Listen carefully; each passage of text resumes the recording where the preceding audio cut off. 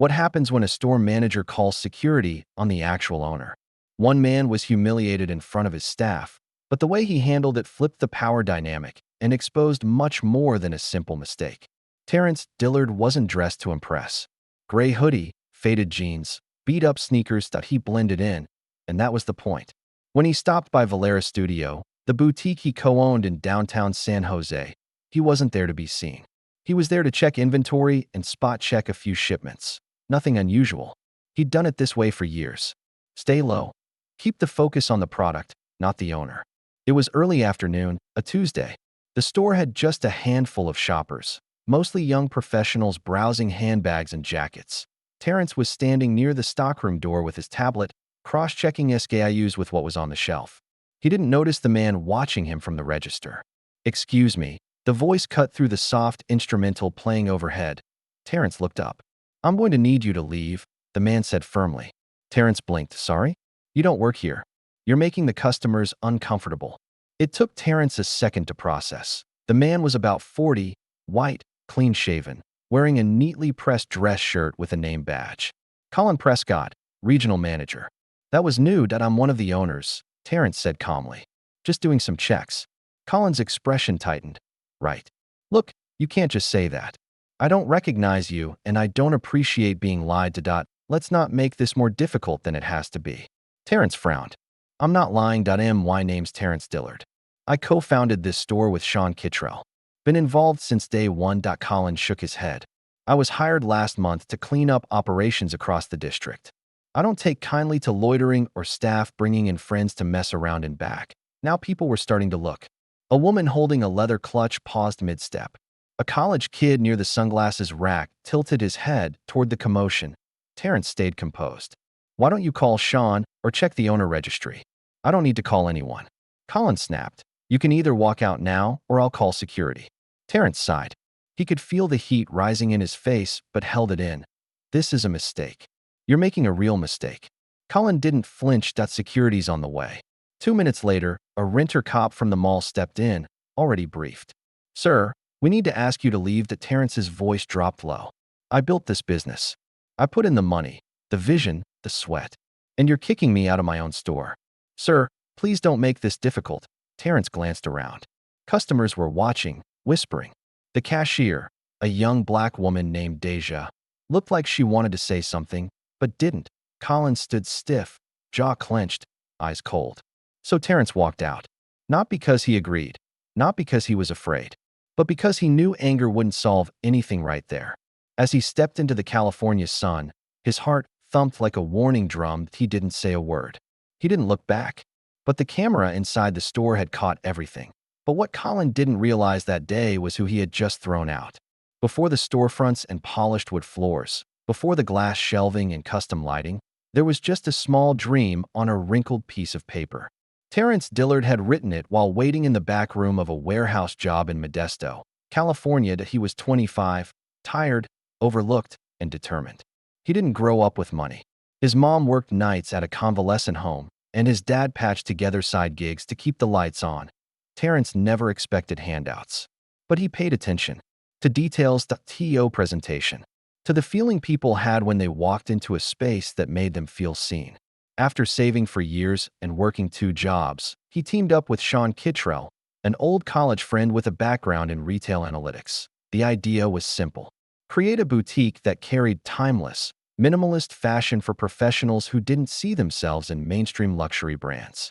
No loud logos. No gatekeeping vibe. Just quality and respect. Terrence wasn't interested in being the face of the company. He never liked cameras or public speaking. He left that to Sean, who thrived on panels and photo ops. Terrence was the one in the background, ironing out supply chain issues and helping pick the perfect lighting for the fitting rooms. Quiet, focused, intentional. They opened their first Valari Studio location in San Jose in 2019. A risk, but by the end of year 2, they turned a profit. Not explosive growth, but steady, smart expansion. They opened a second store in Pasadena and then a third in Sacramento. Terrence remained the silent partner across all 3, choosing to observe and mentor from behind the curtain. The staff knew him by face, some by name. But corporate turnover, especially among upper management, meant not everyone was aware of who he really was. He didn't mind that. Until it became a problem. The day Colin Prescott had him removed, Terrence barely slept that night. Not from anger. From something deeper. Disappointment. Not just in Colin, but in how easy it had been for his presence to be erased, challenged, and dismissed in seconds. Terrence replayed the moment in his mind. Colin's certainty, his tone, the complete lack of curiosity. He thought of his mother, how she used to say, "When someone decides who you are before you speak, they're not listening to your voice. They're watching a story they made up about you." He thought of Deja, the cashier who had looked like she wanted to intervene but couldn't. How many times had she been on the receiving end of someone like Colin? Terrence sat on the edge of his bed that night and made a decision. He wasn't going to storm in, yell, or demand heads to roll. But he also wasn't going to let it slide, because this wasn't just about him. It was about what was tolerated and what needed to change. The next morning, he called Sean. "You're not going to believe what happened yesterday," Terrence said, recounting every detail. There was a long silence on the other end. "Wait, Colin kicked you out?" Sean said finally. "He didn't recognize you?" "Nope. And security walked you out of our store? Like I was a damn shoplifter." Sean exhaled. "What do you want to do?" "I want the whole staff there. Him included. I'm not coming in alone." Sean didn't argue. He knew Terrence's tone. Calm but final. Later that morning, Terrence called a lawyer they'd worked with before, someone sharp but measured. Not for a lawsuit, but for clarity. Then he called Deja, quietly asking if she'd be willing to speak up during the meeting. She didn't hesitate. By noon, the plan was in place. The man who'd been silenced in his own business was ready to speak, on his terms. The next morning, Terrence came back. But not the same man he was the day before. Terrence didn't walk into Valaire's studio that morning with his shoulders puffed, or his ego leading the way that he didn't need to. His presence said everything. He wore the same gray hoodie, but this time, it was intentional. Same jeans, same beat-up sneakers. The only difference was the people who walked in beside him. On his left was Sean Kittrell, co-owner and co-founder, wearing a navy blazer and holding a clipboard. On his right, Alicia Breyer, their legal counsel, crisp and composed. Two more familiar faces followed. Carlos, the store's longest-serving stock supervisor, and Deja, who'd worked the register during yesterday's incident. The store wasn't open yet, but the team was already inside, prepping for the day. Colin was standing behind the counter, talking to a sales associate when the group walked in. He turned, confused. "Can I help?" He stopped mid-sentence when his eyes met Terrence's. Terrence didn't flinch. "We need to gather the staff," Sean said. "Full team meeting." "Now," Colin hesitated. "I wasn't informed." "You're being informed now," Alicia said calmly, her tone sharp enough to cut through any excuses. It's important. And time-sensitive. Within 10 minutes, everyone was in the back office. 15 people, from part-timers to department leads, lined the narrow room. Folding chairs had been pulled in. Colin stood near the wall, arms crossed, tight smile. Terrence stood in front of them. No podium, no notes, just presence. "Some of you know me," he began. "Some don't. My name is Terrence Dillard. I co-founded Valaire's studio with Sean 6 years ago. I've worked every part of this business: stockroom, customer service, marketing, sourcing. I've been here since this place was just a logo sketched on a napkin." Silence. "Yesterday, I came into this store to do inventory checks. I wore what I usually wear because that's how I work. And I was confronted, disrespected, and thrown out." He paused. His eyes scanned the room. He saw discomfort, guilt, curiosity. Some people didn't know where this was going. Colin's face was tight, like he was still waiting to be proven right. "I wasn't asked who I was. I wasn't spoken to with curiosity or even basic decency. I was treated like a stranger, a problem to be removed. In my own business." There was a shuffle in the room. Someone exhaled. Another whispered to their neighbor. Terrence turned toward Sean, who nodded and tapped his phone. Seconds later, the office TV came to life. Security footage from the previous day appeared on screen. The entire confrontation played out, angle by angle. There was no sound, but body language told the whole story. Colin's posture, Terrence's composure, the arrival of mall security, the way customers looked on, the way Deja hesitated. When it ended, no one said anything. Then Deja stood.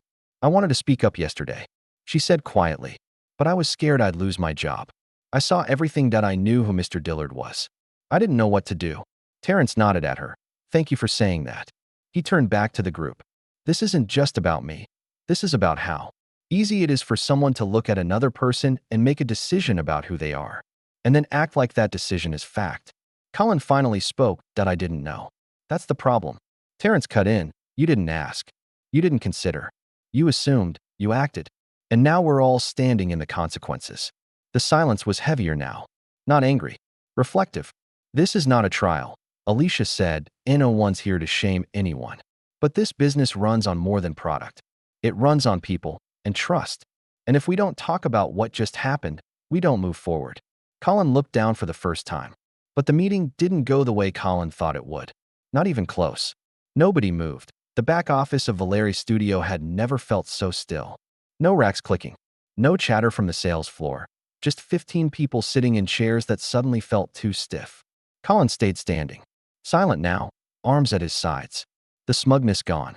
Terrence stepped back and let Alicia take the front. That we're not here for damage control, she said. Her voice even.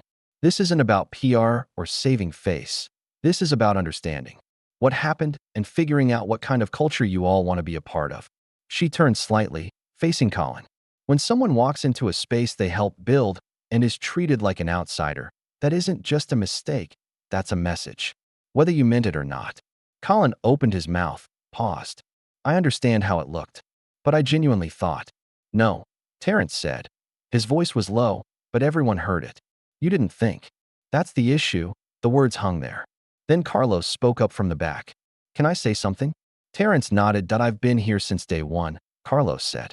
I remember when we had folding tables for displays. I remember when Terrence used to bring us lunch during shipment days. You treated him like a thief, man. And I get it. Maybe you didn't recognize him, but your tone? That wasn't about security protocol. That was about control. A few heads nodded. Slowly. That I've seen how you talk to staff, Carlos continued. You manage like we're beneath you. Like it's your job to keep us in line. Colin shifted uncomfortably. I have a job to do, he began. Deja cut in. So do we. But doing your job doesn't mean looking down on people. The room began to breathe again. People found their voices. Talia, a merchandiser, leaned forward. I thought it was just me. You walk past and don't say hello. You act like we're lucky to be here. Sean stepped forward. This business was built on respect. We don't carry luxury fashion to impress people. We carry it to give people something that feels worth their time. That includes our team. Colin looked overwhelmed. His face flushed, his eyes flicking from speaker to speaker. I was brought in to bring structure. I didn't realize. I never intended.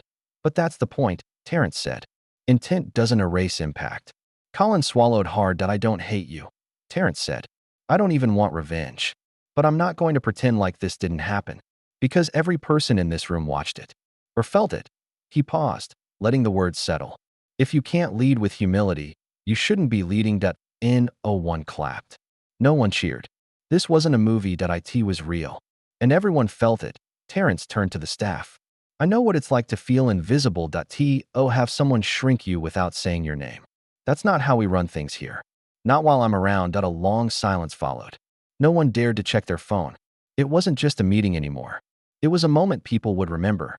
Finally, Alicia looked to Colin. You'll have a chance to speak again shortly, but for now, we're asking the team to take a short break. Come back in 20 minutes. We'll be making a decision about the next steps. People stood quietly, unsure of what to say. Most gave Terrence a nod of acknowledgement. A few gave him eye contact for the first time all week. When the room cleared, Colin stayed behind. He looked up. I didn't know you were the owner. If I had, I wouldn't have. Terrence didn't let him finish. But that's the issue, Colin. Respect shouldn't come with a title. Still, it wasn't about humiliating Colin. It was about something bigger. By the time the team filed back into the room, the mood had shifted. Some were quieter, others more thoughtful, but one thing was clear. People were listening in a way they hadn't before. Terrence remained at the front, arms crossed. Not out of anger, but clarity. His silence was more commanding than anything Colin had said since the beginning of the meeting. Colin stood off to the side, no longer trying to center himself. He looked smaller now, not physically, but emotionally, like the weight of what had just happened was finally starting to register. Alicia cleared her throat. We're not just here to evaluate one moment, she said. We're here to talk about how that moment reflects something deeper. This isn't about throwing blame. It's about being honest. So if anyone has something to say it now. There was hesitation. Then Talia spoke again. I think part of the problem is we all just learned to work around it, she said. We made excuses for how we were treated. We figured that's just how upper management is. But it's exhausting pretending like it doesn't get to you, Carlos nodded. That's real. Some of us don't say anything because we think it'll cost us hours or chances to move up. I've worked retail 6 years, said Marlon, a floor assistant. I've been followed in stores where I shop. I've been questioned in places where I work. You start thinking it's just the way things are. But it shouldn't be normal to feel like you're not welcome when you clock in. Colin opened his mouth again, then paused. He looked at Terrence. I know there's nothing I can say that fixes what happened yesterday. But hearing all of this, maybe I wasn't paying enough attention. Maybe I walked in here thinking I knew what this place needed without asking the people who've been here the longest. Terrence finally spoke. You didn't ask, but now you have a choice. Colin blinked. What do you mean? Sean stepped forward. You can resign. We won't stop you. Or you can stay and go through a full accountability review. That includes employee interviews, shadowing different roles, mandatory bias training, and direct mentorship from us. No title, no corner office. Just you learning the culture you tried to control without understanding. Colin looked stunned. That you're giving me a chance. I'm giving you responsibility, Terrence said. You wanted to lead? Then start by listening. There was something about the way he said it. Direct, without ego. That hit harder than any scolding could have. That I want to learn, Colin said after a pause. I don't want this to define me. Terrence looked him in the eye, then let it refine you. The room was quiet again. But this time, the energy had shifted towards something else. Not pity. Not punishment. Just change. Talia raised her hand. If he's staying, I want to be one of the people he shadows. I want him to see what a full day on the floor really looks like. Deja smiled. He can follow me too. I'll even show him how to handle rude customers without calling security. A few people chuckled. Even Colin cracked a smile. But no one was laughing at the moment. They were letting go of something heavy. Terrence stepped back again. You all deserve to work in a place where you feel respected, and that starts today. Not just because of what happened, but because you spoke up. That matters. Sean chimed in. This company doesn't grow if the people inside it feel small. Remember that. Colin sat down for the first time that morning. He looked like someone ready to take notes. But before it could end, Terrence had one final decision to make. Terrence stood near the back of the office now, letting the conversation settle. People had spoken up. Colin had listened. Really listened. For the first time since stepping foot in the store, but there was one thing left to address. And Terrence knew he couldn't walk away without saying it. He looked around the room, then back at Colin. You said you want to learn. That matters, he said. His tone measured. But learning doesn't come without consequences, and sometimes it doesn't come without discomfort. Colin didn't argue. He sat upright, hands on his knees. Eyes steady, but unsure. This isn't about saving your job. Terrence continued. This is about making you useful to a place you thought you already understood. Colin nodded once. Quietly. You won't be regional manager anymore. Sean added, cutting through the air like a clean blade. Effective immediately. Your position is suspended. Colin flinched, but didn't push back. Instead, Terrence said that you'll work in this store 3 days a week. Under supervision, that you'll report directly to Carlos and Deja. No corner office. No team under you. No decisions made without checking in first. Colin looked surprised, but didn't protest. You'll learn the layout, the language, the pace. You'll take customer calls, process returns, clean the fitting rooms. Not because we're trying to punish you. Terrence paused. But because this is how culture is built. From the ground up, you can't manage a team until you've walked in their shoes. Colin let out a breath. I'll do it. I mean that. Terrence held his gaze. We'll see. Then he turned to the team. You all deserve more than what happened. Not just yesterday, but before that too. I know some of you have been holding things in, hoping someone else would speak first. That ends here. From now on, if something doesn't feel right, say it. We're listening. And if you're not being heard, keep talking until someone does. Marlon gave a small nod of agreement. Deja was smiling, the kind that says, finally. Alicia, who had been standing quietly in the corner, closed her folder but didn't say a word. She knew her work here was just beginning. Carlos crossed his arms and looked toward Colin. You ready to start fresh?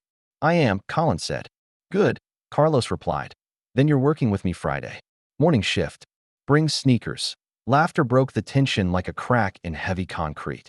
just enough for people to feel the weight lift. Terrence smiled, but it wasn't a victory smile. It was something more grounded. A signal that this wasn't the end of anything. It was the beginning of doing things better.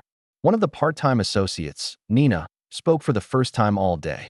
I feel like this is the first real meeting we've ever had. She said. I mean, people actually said what they were thinking. That's the goal, Sean replied. Not just today, always. The room began to clear slowly. People drifted toward the break room, some staying behind to talk one-on-one with Terrence or Sean. No one rushed out to no one looked over their shoulder. Colin remained in the room a little longer. Before leaving, he approached Terrence one last time. "Thank you for not firing me," he said. Terrence looked at him and replied without hesitation. "Thank me when you've earned the spot you thought you had." Colin nodded slowly and walked out. Outside, the store's automatic doors opened and closed as shoppers trickled in. Just another day to the outside world. But for everyone inside Valaire's studio, something had shifted. For good. But it was never really about punishment. It was about setting a new standard. 3 weeks later, a woman walked into Valaire's studio and paused by the display window. She wasn't there for anything specific, just browsing. But what she saw caught her off guard.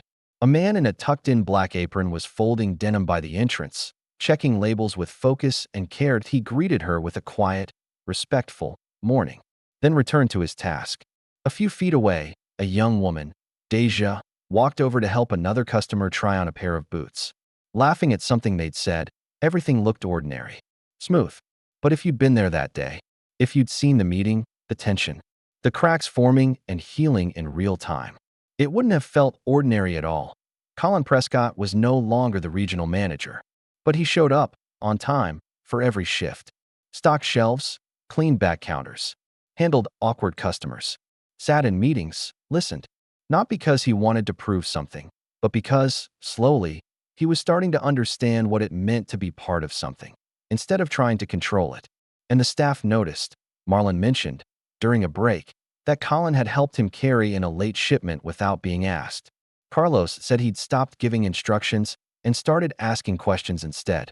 Even Nina, who barely spoke, told Sean that it was the first time she felt like her manager actually saw her. As for Terrence, he didn't change his clothes. Still wore hoodies. Still walked in quietly. Still kept his tablet close, checking in on inventory, operations, people. But one thing did shift. He no longer stayed behind the scenes. One Saturday afternoon, a high school student applying for a part-time job looked up from his clipboard and asked, "Are you the manager?" Terrence chuckled. Something like that. The viral video, because, yes, someone had captured the original incident on their phone, spread quickly. At first, it sparked outrage, then questions, then discussion. Local business blogs picked it up. Some viewers criticized Colin harshly, but Terrence's choice not to fire him made people pause. There was a comment under one of the posts that stood out. It read, "This man had every reason to drag that guy through the dirt. Instead, he chose to teach." That's real power.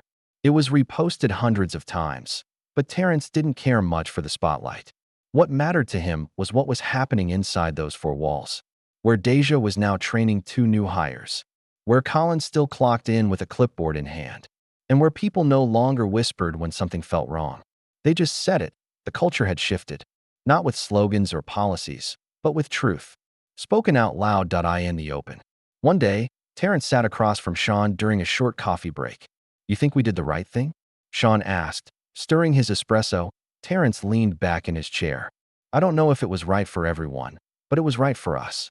Sean nodded. "Feels different in there now." "That's because it is." Before he left, Sean added, "You ever think about speaking at one of those retail leadership summits?" Terrence grinned. "Nah, I'd rather be in the back checking stock." And he meant it. This story wasn't about humiliation. It wasn't about a dramatic takedown or revenge. It was about accountability, about what happens when you stop letting silence speak for you, about showing people that leadership is measured not by your position, but by your response when the spotlight lands on your worst moment. Terrence didn't have to yell. He didn't have to fire anyone on the spot. He just stood in the truth and made everyone else stand in it too. If this story moved you, share it. Let someone else see what real accountability can look like. And if you believe in stories that make us think, subscribe. You'll want to be here for the next one.